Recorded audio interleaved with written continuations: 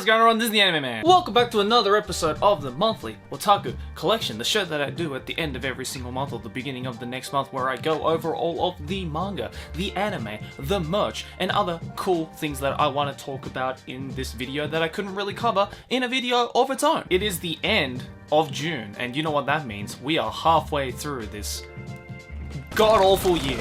And there's a bittersweet part of it, because as sucky as 2020 is and how much all of us wanted to probably be over at this point, it's also kind of sad that already 6 months have gone by and the world hasn't really gotten any better. But at least for the Anime Man channel and the things that I have been able to do to bring to your guys' tables, there have been a few positives, one of which is the launch of my podcast show. Finally. I mentioned it in a couple of videos, and especially the last video, which you should definitely check out because it's super fun times. But if you missed that, myself, Gigak, and CDog VA, we started our own anime slash Japan slash whatever the fuck podcast channel. It's called Trash Taste. And so far, you guys have been super digging it. I think we have released 4 episodes up until this point, and there is a lot more to come. But yeah, I don't want to go off too much about the Trash Taste podcast because the content really speaks for itself, as well as the highlights channel as well. So if you're interested in any of those, links down in the description below. But other than that, it's been pretty chill. At least Japan has definitely eased down on the quarantining. Almost everything is open again now because of the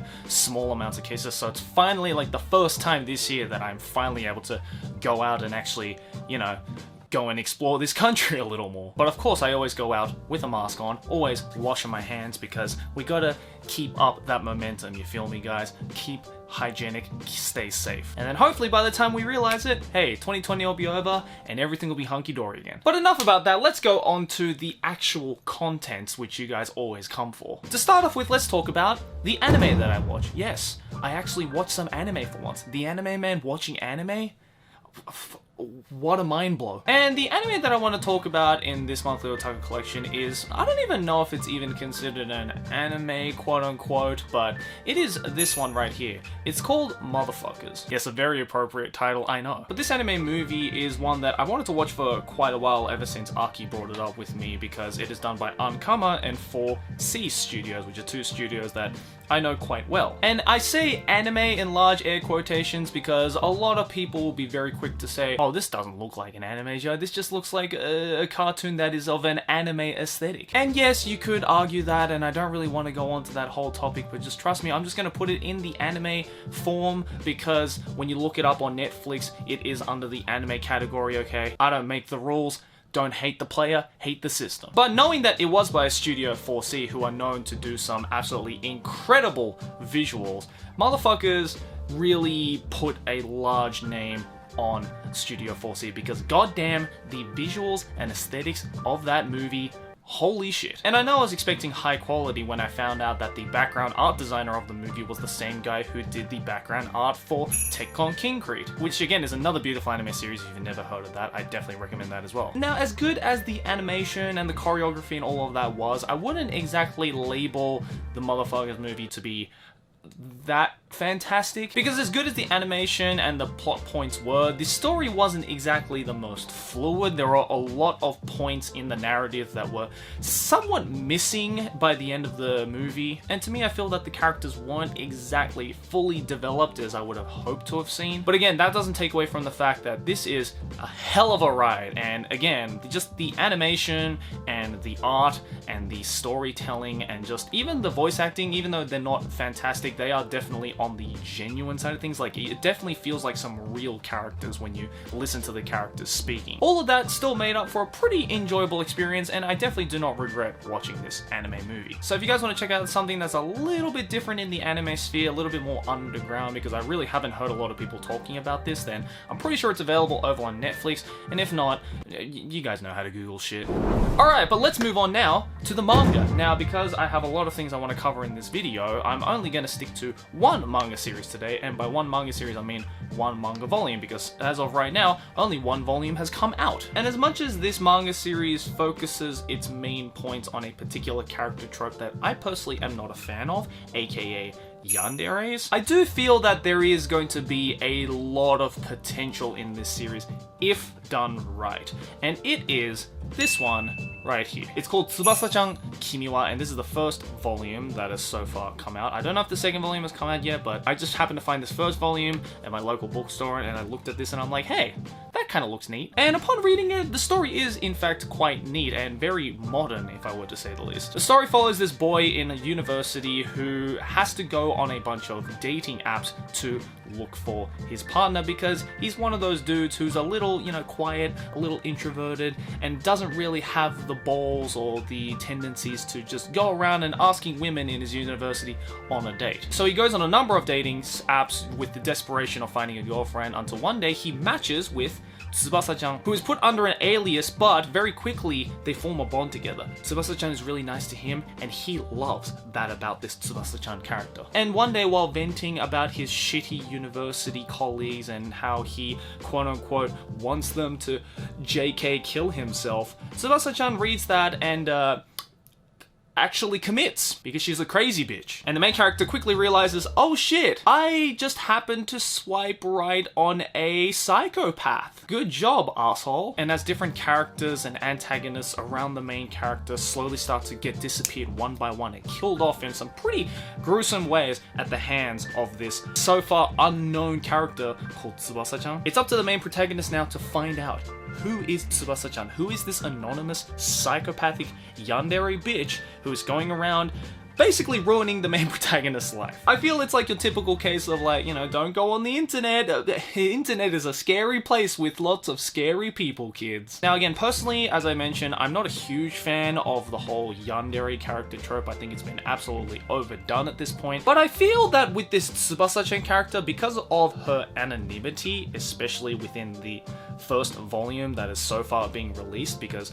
right now, we don't really know who Tsubasa-chan actually is. I mean, it's obviously this girl, but fuck me, with anime and manga, this could be anybody at this point. It adds a large kind of horror, thriller mystery to the whole narrative as to find out, like, which of these crazy bitches around me is my beloved Tsubasa-chan, aka who is the crazy murderous bitch that is just sitting here casually thinking that she's uwu so kawaii. And that thrill is really constant within this first volume. As of right now, the ending of this first volume kind of goes more towards like a horror mystery, because now there are a bunch of girls that are around the main protagonist that are trying to figure out with him who Tsubasa-chan is, who also all happen to be showing features and characteristics of the aforementioned Tsubasa-chan. So really, it's anybody's game at this point. But yeah, other than the story, the art and character designs, fucking pretty as hell. And I think one thing I really like about this particular manga is that the artist doesn't really go overboard with the whole, ooh, scary yandere girl type of art style, right? Like, it's just not obvious as to which one is really the evil one, because they all look evil. But at the same time, they all look normal. There's this very cool veil of anonymity that is surrounding all of the characters, which I feel perfectly fits the theme of the whole Tsubasa-chan character in general. So yeah, I'm not saying that, hey, if you like your yanderes, then you should definitely check this series out, because I definitely think that even if you're not into that particular character trope, this is just a really good thriller, psychological horror that I think anybody can really get into. Yes, there are some violent bits at times, but in the end, it is definitely more of like a murder mystery. Not so much a whodunit, but who is it? And I must say, I'm looking forward to the next volume. So if you'd like to check it out, Tsubasa-chan Kimi wa, definitely recommend it. Alright, now let's move on to the merch, because again, now that the quarantine thing has definitely settled down a lot more, I'm finally able to go out again, and I definitely took that opportunity to hand to go around and buy some merch, because I was running a little bit short on merch. I definitely found a very cool thing as I was filming the last video, the figurine video, just separate from the stuff that I was buying in that video. I decided, you know what, I'm just gonna spend some of my own money to get this thing because it's pretty fucking cool. And it is this thing right here. It is the Otomo Katsuhiro collaboration with Kawamura Kosuke, Akira Art of Wall. Now, if you guys don't know what Akira Art of Wall is, in Tokyo last year, there was this huge construction that was happening in the city of Shibuya. And to make the city of Shibuya stay classy and stay cultured, they decided to construct this giant wall monument of artworks from Otomo Katsuhiro's Akira series. And obviously now that the construction is finished, the art installation is now gone. But so someone decided to create basically this 4-booklet set of all of the artworks from the Akira Art of Wall collection and put it into this really fucking aesthetic art book collection. I mean, look at that. Everything looks so cool. And I mean, goddamn, like, I don't think I have to explain to you guys how much I fucking love Akira. There isn't a single person, I think, who has watched Akira and was like, oh, that was boring. And if you did, you may leave. So inside the set there are these booklets, these numbered booklets. This is 1 out of the 3, and if I open it up like this, then you start to see, oh my god, there is so much Akira art that it's kind of difficult to show you guys just how epic this shit is. It is just one giant art piece of Akira, and it's essentially a perfect replication of the Akira Art of Wall, and it is so freaking cool and aesthetic. Now there are 3 booklets in here, as well as a 4th booklet that has all of these interviews with Otomo Katsuhiro, the creator of Akira, and Kawamura Kosuke, who is the art director of the Akira Art of Wall exhibit. And this thing cost me like $100, which might sound expensive to some of you, but considering the fact that most 1-volume art books are like half that price, I think it's a pretty freaking good deal. I didn't know how long this thing was going to stick around for, so I was just like, fuck it. I'm already spending $500 in this video today for the goddamn podcast. I might as well throw another 100 in for this. And the second piece of merch that I want to show off to you guys is not so much a piece of merch that I bought, but is a piece of merch that I have been asked to review and show you guys thanks to today's sponsor, EJ Anime. EJ Anime, for those of you who don't know, is a anime merch website that is run by the lovely folks over at Kadokawa, who I have had the pleasure of working with extensively over the last year or so. And I'm not exactly too sure what we're going to be announcing as of right now, so let's teleport over to Future Joey, where he'll do the rest in introducing the figurines for today. Let's go. Alright, we are here right now in a random room. We are in the Kadokawa head office right now in Tokyo. I've been here a few times. If you guys watched my video where I touch weird anime figurines blindfolded, then it's that same building. If you don't know that video, then go check out that video. But today I am here once again to promote EJ Anime Store, which is a store run by Kadokawa where they again ship off amazing anime goods and merchandise from Japan over to you guys. And today they wanted me to, I guess, do some highlights on these 2 anime figurines, these 2 very special anime figurines that are about to come out in the EJ Anime Store. I pretty much have no idea what these are, other than one of them is Megumin from Konosuba and the other one is Chloe from Prism Ilia. I mean, I know those 2 characters. I have a few Megumin figurines at home as well, but these ones are apparently very special and very cool. So I'm going to see it for the first time, and you guys are going to see it for the first time, and we'll see if they're as cool as they hyped it up to be. Okay, they've brought out a spinny thing. Let's see what the first one's going to be. Let's check it out. 3, 2, 1. Boop. Ooh, it's the Chloe one. Oh, that's cool.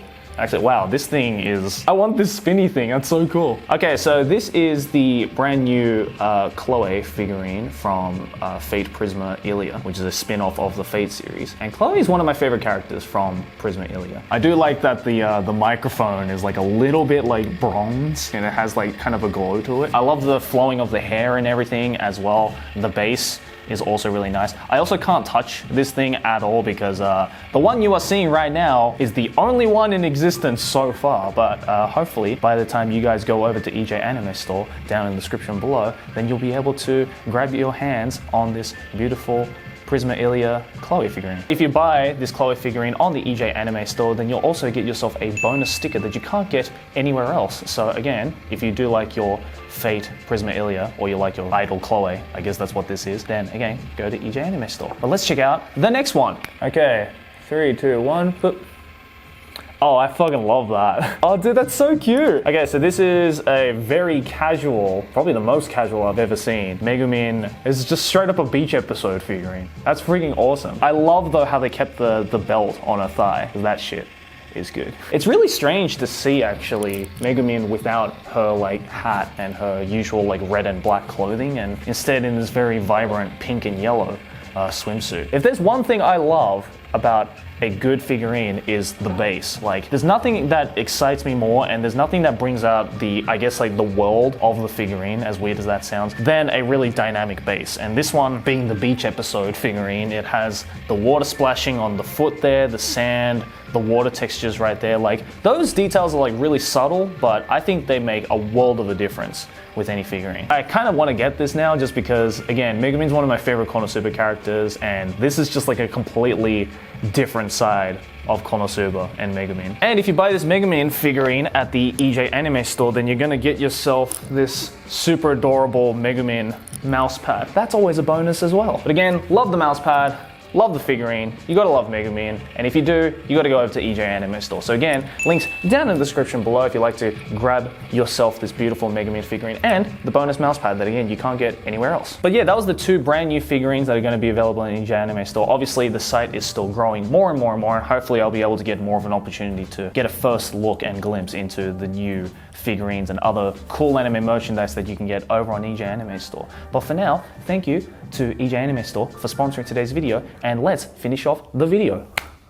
And finally, to end off this episode of the Monthly Otaku Collection, let's of course end it off with the monthly figurine giveaway brought to you guys, as always, by the lovely folks over at Tokyo Otaku Mode. Now, Tokyo Otaku Mode went in fucking hard. They went in hard this month because when I received this package, I was like, wow, this is the thing that we're giving away this month? I was like, all right, Tokyo Otaku Mode, I see you, my boy. Because this is a figurine of not only a very popular character, but is a particular figurine that I have been keeping an eye on for so goddamn long. And I know it's probably, I want to say, near impossible to get outside of Japan for a reasonable price. And it is, of course, this thing right here. It is Rem from ReZero, but the Oiran Dorchu 1:7 scale figurine. I mean, look at this absolute beauty. There have been some pretty freaking cool Rem figurines recently, but this is one that recently came out where I was just like, wow, I really freaking want it. Rem's not even my favorite character in ReZero, but goddamn, when I saw this, I was about to change my goddamn mind, that was for sure. Absolutely beautiful figurine, and I mean, you know, how could you hate like the traditional Oiran style of clothing and makeup? It just looks so freaking cool, dude. And it's of a very, very decent size as well, so I'm very excited to give this away to one of you lovely motherfuckers watching this video right now. Because for those of you stuck around to the end of this video, you can enter a free giveaway to win yourself that lovely Rem Oiran Dorchu figurine with the box signed by your boy. As always, all you have to do is follow 3 simple steps. Like the video, subscribe to the channel, and click that first link down in the description below to enter the free giveaway. And after the giveaway time is up, one person will be selected at random to win the Rem Oiran Dorchu figurine. So again, guys, go down to the link down in the description below, and good luck to all the winners.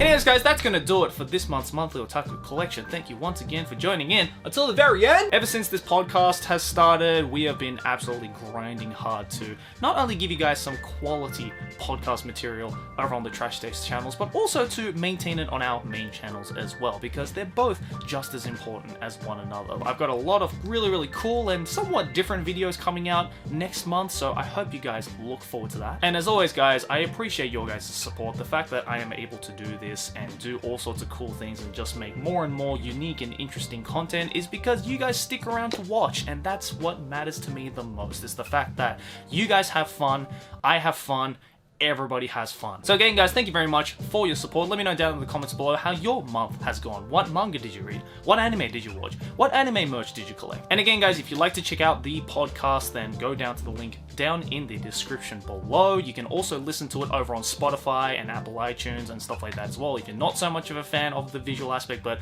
I personally recommend you watch the YouTube videos first because it's a visual podcast for a reason, you feel me? But I appreciate you guys' support over on here and over on Trash Taste, and I hope you stick around till the next video. Thanks for watching. As always, like and favorite if you enjoy, subscribe for more Manga, keep watching anime. Ciao!